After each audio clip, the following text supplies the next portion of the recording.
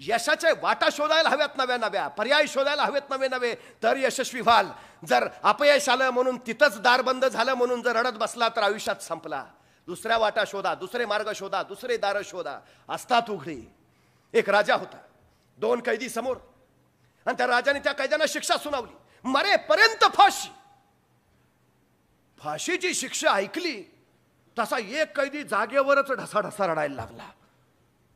पण दुसरा कैदी मात्र न्यूटन असल्यासारखा विचार करत बसला होता. पहिल्याला काय कळेना, म्हटलं दोघांनाही फाशी झाली, मला रडून फुटलोय, आणि हे काय न्यूटन. त्यांनी विचारलं तू ऐकली नाही का काय. अरे फाशी झाली. म्हटलं ऐकली की, मग तुला काहीच नाही वाटत. ते फाशीचं काय वाटायचं आहे.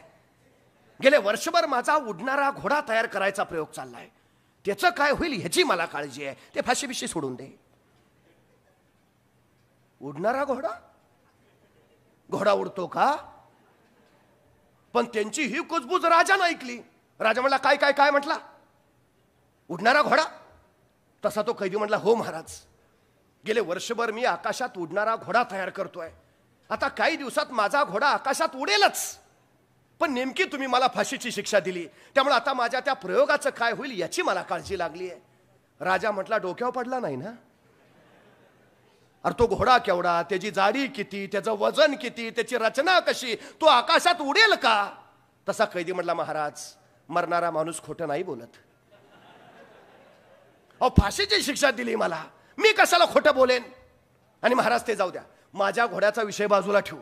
महाराज मला फक्त 1 वर्ष द्या, मी तुमच्या घोड्याला आकाशात उडायला शिकवू शकतो. फक्त 1 वर्ष द्या. आता राजालाही काही कळेना, आणि राजा म्हणला नाहीच उडवलंस तर. महाराज फाशीची शिक्षा दिलीच मला, नाही तुमच्या घोड्याला उडवू शकलो तर द्या ना फाशी. आता राजाने विचार केला, शेवटी काय आता मरायचं ती वर्षांनी मरेल. बस जर ह्यांनी माझ्या घोड्याला उडायला शिकवलंच तर जगात मी एकमेव राजा ज्याच्याकडे उडणारा घोडा आहे. काय हरकत आहे रिस्क घ्यायला. राजा म्हणला चल ठीक आहे, दिलं तुला 1 वर्ष. 1 वर्षाच्या आत तू माझ्या घोड्याला उडायला शिकवायच. कैदी म्हणला ठीक आहे. राजानं दिली संधी, झालं. हा पहिला कैदी मात्र त्याच्याकडे आश्चर्यानंच बघतोय. अरे तू खरंच डोक्यावर पडलाय. अरे घोडा उडणार आहे का. हे बघ तू आजचं मरण फक्त उद्यावर ढकलतोय, बाकी काही होत नाही. तसा तो कैदी म्हणला ते मला पण कळतं. अरे मग ही फसवणूक नाही का राजे, कशाला करतोयस हे. तसा तो म्हणला हे बघ, मी माझ्या जगण्याचे पर्याय तयार करून ठेवतोय. मतलब अरे आता फाशी दिली आहे, पर्याय नाही शोधलो तर आज मेलोच. मरू का, हरू का, पराभव का पत्करू. 1 वर्ष घेतलंय मी, मला जगण्याचे पर्याय निर्माण करता येतील. होतील पर्याय. कसे कसे. अरे ह्या 1 वर्षात काही होईल म्हणजे.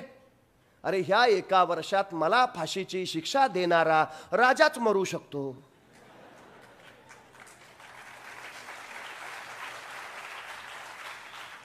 आणि राजा नाही मेला तर ज्या राजाच्या घोड्याला उडायला शिकवायचा आहे त्या घोड्याचा मृत्यू होऊ शकतो.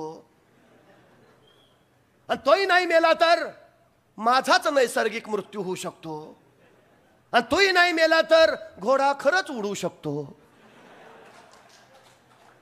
अरे काय होईल ना, वर्ष आहे माझ्याकडं. आता कशाला हार मानू, पर्याय शोधायला हवेत. जो माणूस पर्याय निर्माण करतो त्याच्या वाट्याला अपयश कधी जात नाही. ही सगळ्यात मोठी वस्तुस्थिती आहे.